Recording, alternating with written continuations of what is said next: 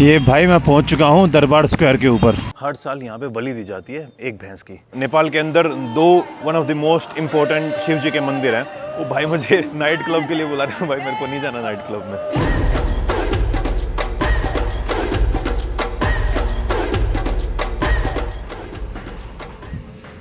Good morning guys और स्वागत है आपका एक और नई वीडियो में। भाइयों प्लेस काठमांडू, और आज आपका भाई एक्सप्लोर करने वाला है काठमांडू को। कल शाम को मैं यहाँ पे पहुंचा और कल दिल्ली से आते टाइम है ना मेरे दिमाग में था कि यार मुझे कैश निकलवाना है और पता नहीं इतनी हड़बड़ाहट हुई कि मैं कैश निकलवाना भूल गया और अब मैं नेपाल में ट्रैवल कर रहा हूँ बिना कैश के। तो अभी मैं ट्रैवल कर रहा हूँ काठमांडू के अंदर और I am going to use this card. ये मेरा वीजा कार्ड है। तो आज मैं सारे के सारे जो ट्रांजेक्शन है मैं इसी के थ्रू करने की कोशिश करूंगा। तो अब भाई ऐसी कोई डरने की बात है नहीं कि मेरे पास कैश नहीं है तो मेरा काम नहीं चलेगा, आराम से चल जाएगा। और वही अभी हम करने वाले हैं। ये भाई मेरा रूम है जिसको मैंने कल बुक किया था आते ही। इधर जो मेरी केनिया की कुछ फाइल्स हैं उनको अपलोड लगा दिया, सब चार्ज हो रहा है। ये है वॉशरूम इधर, तो इस पूरे रूम का आप व्यू देख सकते हो। और ये मुझे बैल्कनी मिली हुई है और अब मैं जा रहा हूँ बाहर। भाई कल रात को जब मैं आया, ये वाला है मेरा रूम, ऊपर वाला 2nd फ्लोर पे। आप बाहर से होटल को देख ही सकते हो। मैंने इन भाइयों को बोला था कि मैं पेमेंट कल सुबह करूँगा, तो अभी मैं पेमेंट करने जा रहा हूँ बाहर जाने से पहले। यहाँ पे मुझे कैश वैश की ज़रूरत नहीं पड़ेगी, मैं जो पेमेंट है मेरे वीज़ा कार्ड से कर सकता हूँ। हो जाएगी भाई पेमेंट? कर लीजिए भाई साहब। मैं 2 नाइट्स के लिए कर रहा हूँ इसको, तो 9450 जो अपने इंडियन रुपीज़ में हो जाते हैं 5600 के आसपास ना। अब भाई मैं जा रहा हूँ थमेल में लोकल मार्केट को एक्सप्लोर करने, जहाँ से मुझे एक छोटे मोटे सोवेनियर खरीदने हैं। पिछली बार जब मैं गया ना तो मैग्नेट खरीदना भूल गया था, तो मम्मी बोली थी कि नेपाल की मैग्नेट रह गई। वैसे यार मैं जब भी नेपाल आया हूँ ना कुछ टाइम आ जाता है और मैं ना बहुत कम टाइम के लिए आया हूँ। पिछली बार आया था 1 हफ्ते के लिए जब मैं बीमार पड़ गया था। अब की बार मैं सिर्फ बंची जंपिंग और वो ट्रांजिट करने आ रहा था, तो अब की बार भी ज़्यादा टाइम नहीं है मेरे पास। ये आ चुका हूँ मैं यहाँ के लोकल मार्केट्स के अंदर। इस जगह का नाम है थमेल, और थमेल को आप बोल सकते हो कि local place and local markets for backpackers. इसी एरिया के अंदर आपको काठमांडू में सबसे सस्ते बैकपैकर्स हॉस्टल्स मिलेंगे। जितने भी ज़्यादा बैकपैकर्स और टूरिस्ट आते हैं वो इसी एरिया में आते हैं। जो बेस्ट रेस्टोरेंट है काठमांडू के अंदर वो भी आपको इसी जगह में मिलेंगे। आपको जो ऑथेंटिक नेपाली फीलिंग है ना वो यहीं पे आएगी with mixture of a lot of tourist. और इस एरिया में आपको अलग अलग टाइप के, चाहे फिर आपको इंडियन रेस्टोरेंट ले लीजिए, नेपाली रेस्टोरेंट ले लीजिए, इवन यहाँ पे आपको चाइनीज़ से लेके कोरियन तक के अच्छे रेस्टोरेंट मिल जाएंगे। लिटिल गोवा देख रहे हो भाई? अगर एक हिसाब से देखा जाए ना तो मेरे को नेपाल बड़ी सही डेस्टिनेशन लगती है for every kind of traveller. अगर आपके पास वीकेंड का टाइम है, भाई आप नेपाल में ज़्यादा टाइम स्पेंड नहीं कर सकते, तो वीकेंड पे आइए। दिल्ली से काठमांडू की फ़्लाइट 1.5 घंटे की फ़्लाइट है।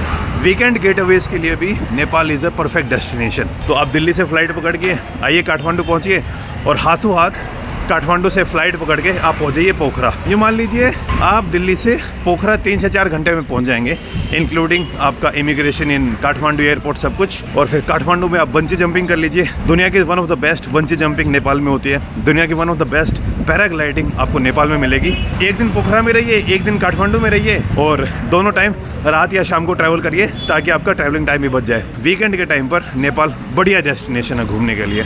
और भाई मैं कल वही करने वाला हूँ। आज पूरा काठमांडू को घूम के कल सुबह की फ़्लाइट पकड़ूंगा और बंची जंपिंग और पैराग्लाइडिंग दोनों करके शाम की मैं ना सोफ़ा बस पकड़ूंगा। यहाँ नेपाल के अंदर है ना एक टाइप की यूनिक बसेस मिलती है, वो बस लेके कल शाम को मैं वापस काठमांडू भी पहुँच जाऊँगा। और फिर परसों सुबह मेरी दिल्ली की फ़्लाइट है। ये अपने पुलिस वाले भाई चालान काट रहे हैं वहाँ पे। हाँ इस भाई के पास शायद मिल जाएगा। कैसे हो दादा? कॉफ़ी मिलेगी आपके पास? कार्ड पेमेंट हो जाएगी ना? थैंक यू यार। तो एक हॉट डॉग ले रहा हूँ और एक कॉफ़ी ले रहा हूँ। अच्छा स्क्वायर है यार, ये जगह मस्त है सच में। नगरकोट, दोराही, साम, दाऊ ताला। तो भाई एक हॉट डॉग और एक कैफ़े मोका मुझे पड़ा 550 नेपाली रुपीज़ का।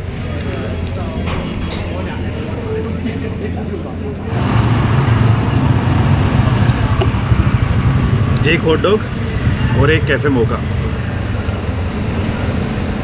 यार अफ्रीका में है ना मेरे को वो आदत पड़ गई है, क्या नाम है, जैसे इंडिया और अपने एशिया में ना हाथ मिलाते हैं, अफ्रीका में ज़्यादा ऐसे है ना मुक्के से मुक्का मिलाते हैं। एकदम गर्मी से ठंड में आ गया ना, माहौल ही अच्छा मिल रहा है यहाँ पे। अब यार यहाँ पे दुकानें तो बहुत ज़्यादा हैं, लेकिन एक दुकान मुझे सेलेक्ट करनी पड़ेगी जहाँ से मैग्नेट और बाकी सोवेनियर खरीदने हैं।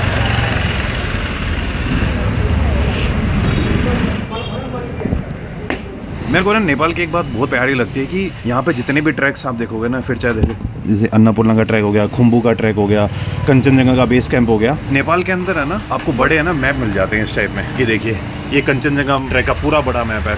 ये 200, ये आप दिखा सकते, खोल के दिखा सकते हैं आप ये वाला?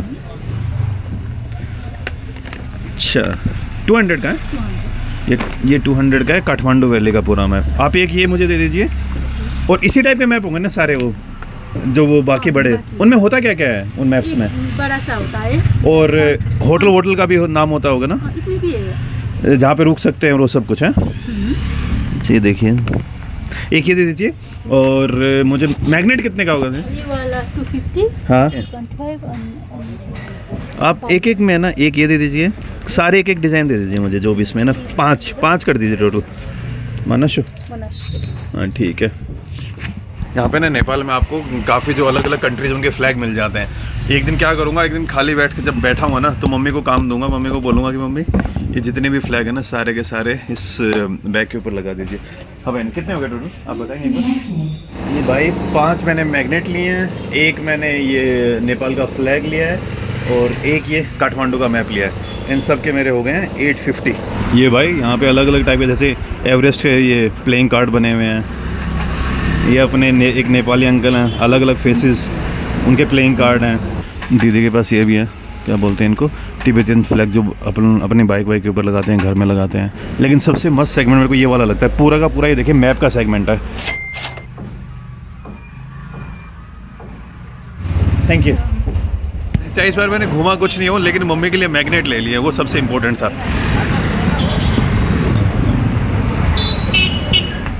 आ गया हूँ भाई एक रेस्टोरेंट में। जगह भी अच्छी है, एकदम ओपन एयर रूफ है, यहाँ पे अच्छे से बैठ के खाना भी खा लूँगा। कैसे हो भाई? बढ़िया एकदम।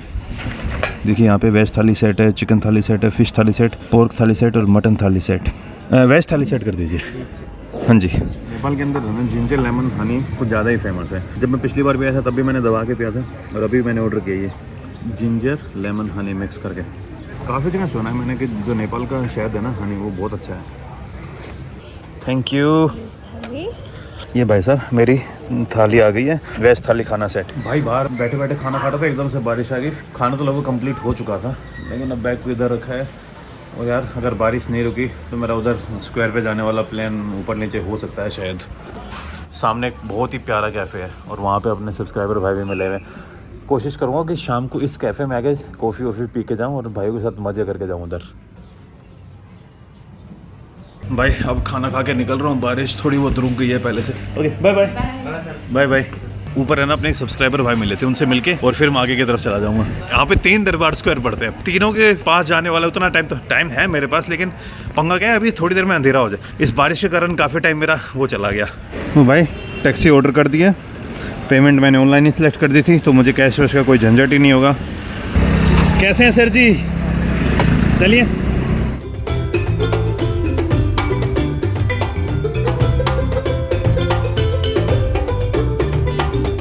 भाई एकदम गलियों के बीचों बीच से जा रहे हैं, एकदम बनारस और पुरानी दिल्ली वाली गलियां हैं।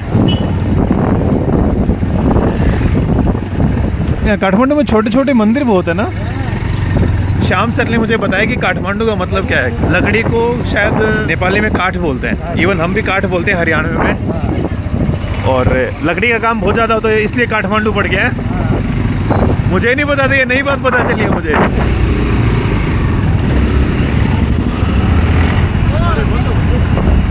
ओके धन्यवाद सर जी, बाय बाय। ये भाई मैं पहुंच चुका हूं दरबार स्क्वायर के ऊपर। ये है पाटन दरबार स्क्वायर। मेरे को लग रहा है मैं पिछली बार भी यहीं पे आया था, if I am not wrong.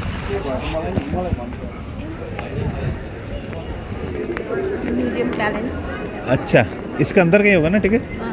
Ticket ले लिए भाई मैंने। और यार यहाँ पे भी मतलब कि टिकट इंडियंस के लिए है 250 नेपाली रुपीज़ की, नेपाली के लिए है आई थिंक 30 रुपीज़ की, और जो बाकी फॉरेन नेशनल्स हैं उनके लिए है 1000 की। तो टिकट काफ़ी सस्ते में मिल गई। और मज़े की बात कि यहाँ पे भी कैश की ज़रूरत नहीं पड़ी। मैंने अपना वीज़ा कार्ड टैप किया और सारी की पेमेंट एकदम मस्त तरीके से हो गई। तो अभी इस दरबार स्क्वायर के बारे में बात करते हैं। ये देखिए इधर है श्री कृष्णा टेम्पल। काठमांडू के अंदर इस टाइप के 3 से 4 दरबार हैं। एक हो गया दरबार स्क्वायर, दूसरा हो गया पाटन दरबार स्क्वायर। पाटन दरबार स्क्वायर के ऊपर मैं हूँ। पाटन दरबार स्क्वायर की हिस्ट्री में जाने से पहले मैं आप लोगों से एक बात करना चाहूँगा। इंडिया से निकलने से पहले है ना यार, मेरे दिमाग में था कि मुझे कैश निकलवाना है ताकि मैं जब नेपाल आऊँ तो मुझे कोई दिक्कत फेस ना करनी पड़े। लेकिन किसी कारणवश भाई एयरपोर्ट के ऊपर कल मैं कैश निकालना भूल गया, क्योंकि मैं केन्या से आ रहा था तो दिमाग के अंदर फ्रस्ट्रेशन कुछ ज़्यादा ही थी और इस बात में कैश निकालना गया मैं भूल। फिर जब मैं फ्लाइट के अंदर बैठ जाता हूँ ना, तब मुझे याद आता है अरे भाई साहब कि कैश तो निकाला ही नहीं, अब क्या करूँगा। भाई नेपाल आने एक हिडन जेम है अपने इंडिया के पास जो कभी कभी हम भूल जाते हैं। यहाँ की स्पिरिचुअलनेस, यहाँ की नेचुरल ब्यूटी, यहाँ का एडवेंचर मतलब कि एकदम कतई नेक्स्ट लेवल पे है। फॉर एग्जांपल अगर आप काठमांडू में घूमेंगे तो यहाँ के जो वाइब्रेंट हिस्ट्री है, अगर आप पोखरा में जाएंगे वहाँ की जो पीसफुलनेस है वो आपके दिमाग को ऐसे शांत कर देगी। यहाँ की जो हाइकिंग और यहाँ की जो ट्रैकिंग है अर्नमपुरला साइड की, वो एकदम माइंड ब्लोइंग है। और नेपाल के लिए सबसे एक मस्त बात क्या है कि अगर मान लो आप बाकी जगह किसी इंटरनेशनल कंट्री में अगर आप ट्रैवल कर रहे हो तो आपको बहुत ज़्यादा पेपर वर्क दिखाने पड़ते हैं, रिटर्न टिकट दिखानी पड़ेगी, आपको वीज़ा लगवाना पड़ेगा और आपको ढेर सारे काम। लेकिन नेपाल में कुछ भी नहीं चाहिए, सिर्फ और सिर्फ या तो आपके पास आपका पासपोर्ट हो या आपकी वोटर आईडी। आप बिना पासपोर्ट के भी नेपाल के अंदर ट्रैवल कर सकते हो। तो सिर्फ और सिर्फ आपको या तो आपका पासपोर्ट लगेगा या फिर आपकी वोटर आईडी। आपको रिटर्न फ्लाइट भी नहीं दिखानी, आपको कुछ नहीं दिखाना है। जैसे आप इंडिया में ट्रैवल करते हो वैसे ही आप नेपाल के अंदर भी ट्रैवल कर सकते हो। बड़ा ईजी है, कोई पेपर वर्क का झंझट नहीं है। और सबसे मस्त बात, यहाँ का खाना भी मस्त है। मतलब सारी की सारी चीज़ें जो एक टूरिस्टिक डेस्टिनेशन में होनी चाहिए ना, वो सारी की सारी चीज़ें आपको नेपाल में मिल जाएगी। और सबसे प्लस पॉइंट, फॉर एग्जांपल अगर आप नॉर्थ इंडिया से ट्रैवल कर रहे हो तब तो सोने पे सुहागा है, क्योंकि ट्रैवल टाइम भी उतना नहीं है। कल मैंने दिल्ली से फ्लाइट ली थी, 1.5 घंटे में मैं दिल्ली से काठमांडू पहुंच गया। देख रहे हो एकदम अपने डोर स्टेप पे। भाई अगर मैं चेन्नई भी जाता हूँ ना तो भी मेरे को 2.5 से 3 घंटे लग जाते हैं दिल्ली से, लेकिन काठमांडू में जल्दी पहुंच गया। लॉन्ग वीकेंड छोड़ो, अगर आपका नॉर्मल वीकेंड भी आ रहा है ना तो भी नेपाल आपके लिए बेस्ट स्पॉट है। लॉन्ग वीकेंड पे आप ट्रैकिंग और हाइकिंग्स के लिए भी जा सकते हो, और शॉर्ट वीकेंड में एक दिन आपने काठमांडू में बिताया और दूसरा दिन भाई आपका चला गया पोखरा में, जहाँ पे आप बंची जंपिंग कर रहे हो, जहाँ पर आप पैराग्लाइडिंग कर रहे हो और यहाँ के जो मस्त रोड्स हैं उनके मज़े ले रहे हो। और अगर हम अब बात करें ट्रैवलिंग एक्सपेंसेस की, तो जब हम किसी दूसरी कंट्री में जाते हैं तो हमें ज़रूरत पड़ती है उस कंट्री के करेंसी की। और भाई अगर हम कैश के साथ ट्रैवल करते हैं तो कैश के साथ ट्रैवल करने के झंझट बहुत ज़्यादा होते हैं। एक तो आपको कैश कैरी करना पड़ेगा, कई बार कैश कैरी करने के कारण सेफ्टी रिस्क भी होते हैं कि आप इतना ज़्यादा कैश कैरी नहीं कर सकते कि हर टाइम अगर आप ट्रैवल कर रहे हो, मान लो 1 लाख रुपये आप लेके जा रहे हो तो 1 लाख रुपये लगभग इतने हो जाते हैं, इतना मोटा 2 गड्डियाँ 500 कितनी मोटी हो जाएंगी, और उनके साथ ट्रैवल करना इज़ नॉट सेफ। और भाई इन्हीं सभी झंझटों से छुटकारा पाने के लिए इंसान ने सबसे मस्त चीज़ बनाई है, ये वीज़ा कार्ड, जो 150 प्लस कंट्रीज़ में वैलिड है। जब से मैं यहाँ पे आया हूँ ना, हर जगह मैंने मेरा ये वीज़ा कार्ड यूज़ किया है। अभी यहाँ पर पाटन स्क्वायर की टिकट खरीदने के लिए मैंने वीज़ा कार्ड का यूज़ किया, मैंने टैप किया और पेमेंट हो गई। सुबह सुबह मैं एक कैफ़े पे गया, वहाँ पे कॉफ़ी पीते टाइम मैंने अपना कार्ड यूज़ किया, टैप किया और पेमेंट हो गई। फिर शॉपिंग करते हुए मैंने अपना कार्ड टैप किया और पेमेंट हो गई। भाई कैश करने का झंझट ही खत्म। और ये भाई किसी वरदान से कम नहीं है, क्योंकि कैश को संभालना बहुत मुश्किल होता है कंपेयर टू कार्ड्स। कार्ड्स कहीं पे भी वो हो जाते हैं, आप कहीं पे भी रख लोगे, लेकिन कैश जब आप मान लो किसी और कंट्री में जाओ तो फॉर एग्जाम्पल इंडिया और नेपाल के अंदर है ना, 1 Indian rupee is equals to 1.5 Nepali rupees. तो इंडिया में अगर आपको इतना कैश कैरी करना पड़ रहा है ना, नेपाल में उतने ही कैश को जब आप एक्सचेंज करा लोगे तो आपको इतना कैश कैरी करना पड़ेगा, मोटे मोटे स्टैक्स होंगे। लेकिन कार्ड के थ्रू आपको बस टैप करना है और आपकी पेमेंट डन। भाई ट्रैवलिंग करते टाइम जो बाकी झंझट होते हैं ना, आपका वीज़ा कार्ड संभाल लेगा। बस आपको 2 चीज़ों के बारे में सोचना है कि कहाँ पर खाना खाना है और कहाँ घूमने जाना है। बाकी किसी भी चीज़ की टेंशन नहीं लेनी है, क्योंकि ये जो आपका वीज़ा कार्ड है ना, ये आपके सारे जो झंझट है सब खत्म कर देगा। और भाई सेफ्टी और सिक्योरिटी का भी कोई भी डर नहीं है। आप जब चाहे अपनी जो इंटरनेशनल ट्रांजैक्शन उनको ऑन कर सकते हो, ऑफ कर सकते हो। अब ये ट्रिप स्टार्ट करने से पहले जब मैं दिल्ली एयरपोर्ट के ऊपर था, मैंने अपनी बैंक की एप्लीकेशन निकाली और उसके अंदर मैंने मेरे इंटरनेशनल ट्रांजैक्शंस को ऑन कर दिया। अब जैसे ही ये ट्रिप खत्म होगी, मैं जब वापस इंडिया जाऊँगा तो सारे के सारे इंटरनेशनल ट्रांजैक्शन ऑफ कर दूंगा। तो सेफ्टी और सिक्योरिटी का भी कोई भी डर नहीं है। और भाई इन्हीं सभी चीज़ों के कारण मैं तेज़ी से, आसानी से और बिना डरे हर जगह पेमेंट कर सकता हूँ। काठमांडू की मैं थोड़ी देर पहले आपको वर्णन दे रहा था ना, इन सभी बिल्डिंग्स के अंदर काठ का यूज़ हो रखा है, यानी लकड़ी का। जो मेन स्ट्रक्चर है वो ईंटों के ऊपर खड़ा है, और जो साइडों में जैसे छज्जे बना रखे हैं, छज्जे ही बोलेंगे ना, इन छज्जों के अंदर लकड़ी का और ऊपर वो खपरेल टाइप होती है ना, उन सब का यूज़ हुआ है। पिछली बार जब मैं आया था ना तो काठमांडू की इस जगह पर नहीं आया था। ये जगह बहुत प्यारी लग रही है और इस जगह पर कैफ़े भी बहुत अच्छे अच्छे हैं। ये देखिए वहाँ पे एक हाईएस्ट व्यू 360 व्यू, उस कैफ़े पे चल के आए क्या? उस कैफ़े के ऊपर बाद में चलूँगा, पहले एक बार मैं म्यूज़ियम को घूम लूँ, कहीं मैं उधर कैफ़े में बिजी हो जाऊँ और भाई बाद में ये म्यूज़ियम हो जाए बंद। अच्छा, ये दुर्गा माता का मंदिर है। यहाँ अच्छा, साल में एक बार यहाँ बलि देता है। बलि। यहाँ आतरी, देखो भैंस का आतरी यहाँ लटकता रहेगा। ये काली माँ का नेकलेस है। अच्छा भूत प्रेत सब भगा देगा। अच्छा, महिषासुर भैंस का वो, मतलब कि महिषासुर राक्षस भैंस का वो माना जाता है। हाँ, तो उसका इसी वाहन है भैंस। अच्छा, इसीलिए यहाँ हर साल साल में एक बार यहाँ 108 भैंस और बकरी को बलि देता है। अभी ये सब खिड़की बंद है, साल में एक बार ये सब खुल जाएगा। और ये माता का मंदिर किधर है? दुर्गा माता का? तुलुजा भवानी इधर। अच्छा, है। तुलुजा भवानी। हाँ, ये दुर्गा माता इधर। अच्छा,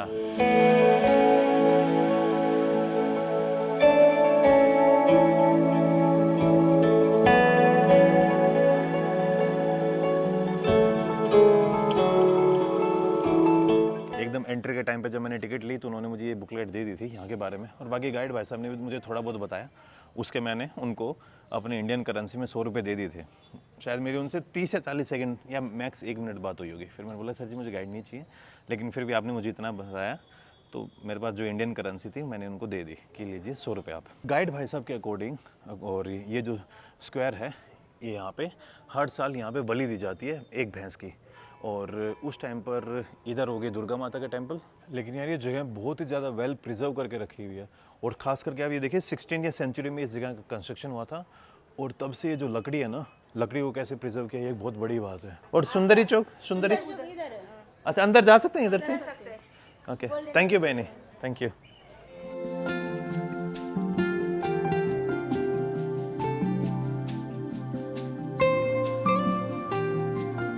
मैं ये कहूँगा कि जो इंडियन आर्किटेक्ट है उसका अच्छा खासा इन्फ्लुएंस है यहाँ पर, लेकिन इसमें ना एक स्पेशल नेपाली टच भी है। और वो नेपाली टच है ना, जब आप अपने उत्तराखंड में ट्रैवल करोगे या फिर जितने भी पहाड़ी इलाके हैं उनमें ट्रैवल करोगे, वो सेम टच यहाँ पे भी मिलेगा आपको। और वो है लकड़ी। भाई लकड़ी के ऊपर कितनी प्यारी कार्विंग की हुई है, ये देखिए आप। बहनी ये क्या है? इसे सुंदरी चौक बोलते हैं। सुंदरी चौक जी। तो इसमें ऐसा क्या है इसमें? ये पाटन दरबार का सबसे अच्छी जगह है ये। अच्छा। सुंदरी चौक। इसे अच्छा। रानी महारानी लोग यहीं पे रहते थे? जी, इधर आके नहा के जल चढ़ाते थे भगवान के ऊपर। अच्छा। The Hare Krishna temple collapsed in earthquake. 2015 में जो अर्थक्वेक आया था ना, उस टाइम पे नेपाल को बहुत ज़्यादा नुकसान हुआ था। और आई थिंक जो वो अर्थक्वेक के कारण ही काफ़ी जगह जो टूट वूट गई थी ना, उनके अवशेष यहाँ पे रखे हुए हैं। इधर गौतम बुद्ध की अलग अलग जो मूर्तियाँ हैं वो दिखा रखी हैं। Hand poses of Hindu and Buddhist deities. इधर वाले जो एक गौतम बुद्धा की मूर्ति दिख रही है, इसके ऊपर तिब्बतियन इन्फ्लुएंस ज़्यादा लग रहा है, इसके ऊपर हिंदुइज्म का इन्फ्लुएंस ज़्यादा लग रहा है। किस्पना मुद्र है, ध्यान समाधि मुद्र, वर्णा मुद्र, धर्म चक्र मुद्र। इस म्यूज़ियम की फील अलग है यार। ये शायद गणेश भगवान के जो चूहे थे, उनका नाम क्या था? नाम बताना यार मुझे। जो गणेश भगवान के चूहे थे उनकी मूर्ति बना रखी है। इधर हो गए अपने गणेश जी की मूर्ति। एक है 16वीं सेंचुरी की, एक है 17 और 18 सेंचुरी की, और एक है 19 सेंचुरी की। मैंने सिंहासन हुआ ये है ना? थैंक यू बहनी। मैं बैठ जाऊं, मैं राजा बन जाऊं आज के लिए? नहीं, मजाक कर रहा हूँ बस ऐसे। भाई म्यूजियम काफ़ी तगड़ा है। अच्छा, और भी ऊपर जा सकते हैं क्या? कुछ भी कहो, एक बात तो माननी पड़ेगी, जो अपने राजा होते थे ना, वो अपने लिए व्यूइंग के लिए इतने मस्त प्लेटफॉर्म बनवाते थे। अब ये देखिए यार, क्या शाही है। और बीच में शायद ये मंदिर है, if I am not wrong. नीचे जाऊंगा तब देखूंगा ये किस भगवान का मंदिर है। लेकिन ये कोर्टयार्ड देख लिया पूरा, उधर तक चारों तरफ बनवा रखा है, और बीचों बीच मंदिर।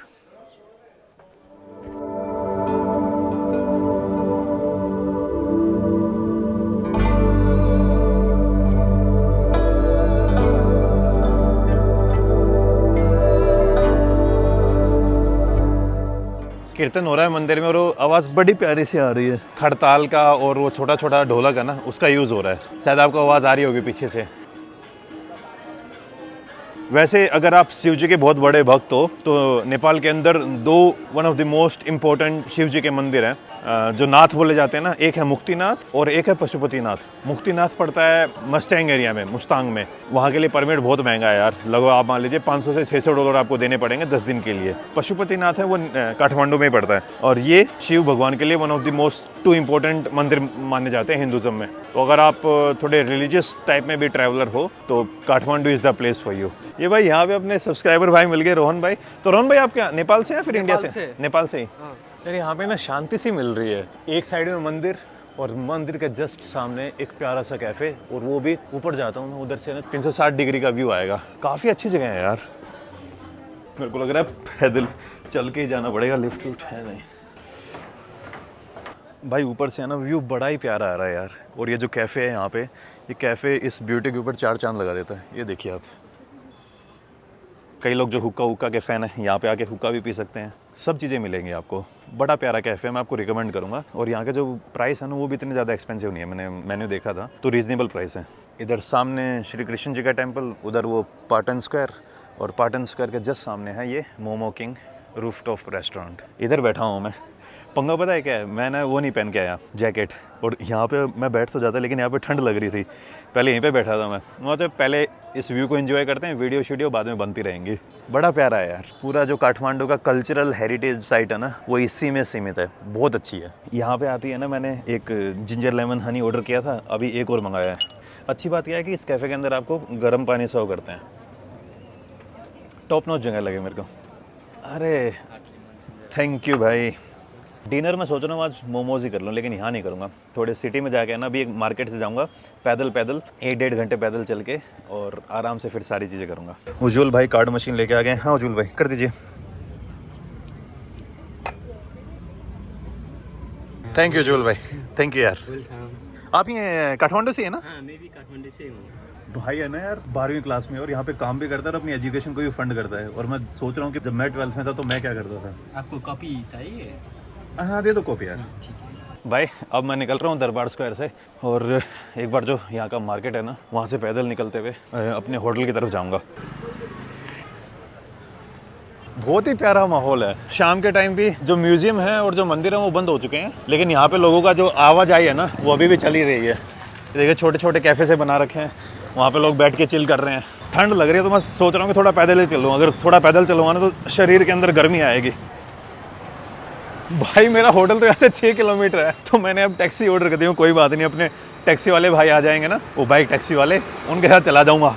तो मेरी बोडा बोडा आ रही है। केन्या में बोडा बोडा बोलते थे ना बाइक टैक्सी को, तो बोडा बोडा ऑर्डर कर दिया मैंने। तो जो भाई हैं वो आ चुके हैं, अब हम निकल रहे हैं।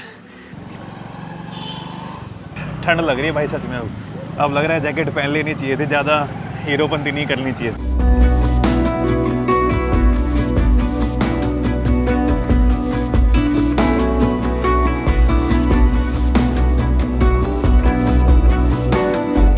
थैंक यू दादा। भाई रात के 10 बज चुके हैं और अब बस सोने का ही टाइम है, क्योंकि कल सुबह मुझे जल्दी निकलना है for the bunchy jumping, and जाके मुझे फ़्लाइट की टिकट भी बुक करनी है। अभी तक मैंने फ़्लाइट की टिकट बुक नहीं की है। Thank you. वो भाई मुझे नाइट क्लब के लिए बुला रहे हैं। भाई मेरे को नहीं जाना नाइट क्लब में। मैं सुबह वाले कैफ़े में वापस आ गया हूँ। सुबह दूसरे भाई थे और अभी दूसरे। अच्छा नूडल्स भी हैं क्या आपके पास? फास्ट नूडल्स सही है यार। सुबह यहाँ पे पुलिस बड़े चालान काट रही थी आज। ये भाई ने मस्त डिजाइन भी बना के दिया है।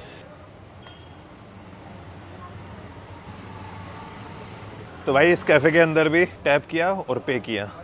थैंक यू दादा। चलो थैंक यू यार भाई, बहुत बहुत धन्यवाद आपका। सही है भाई, जाते जाते भी टैप करेंगे और घूमेंगे अपना वीज़ा कार्ड। अब जा रहा हूँ अपने होटल के अंदर।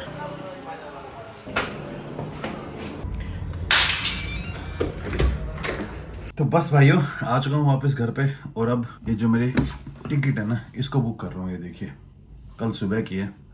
कल सुबह 7:45 की टिकट है और ऑलरेडी अभी काफ़ी लेट टाइम हो गया। बीच आके ना मैं सो गया था। तो बस भाइयों इस वीडियो में इतना ही। उम्मीद करता हूँ ये वीडियो आप लोगों को पसंद आई होगी। मिलता हूँ आपसे नेक्स्ट वीडियो में। तब तक खुश रहिए, आबाद रहिए, keep travelling and keep enjoying your life. और वीडियो खत्म करने से पहले मैं फिर से बोलना चाहूँगा, टैप करेंगे और घूमेंगे।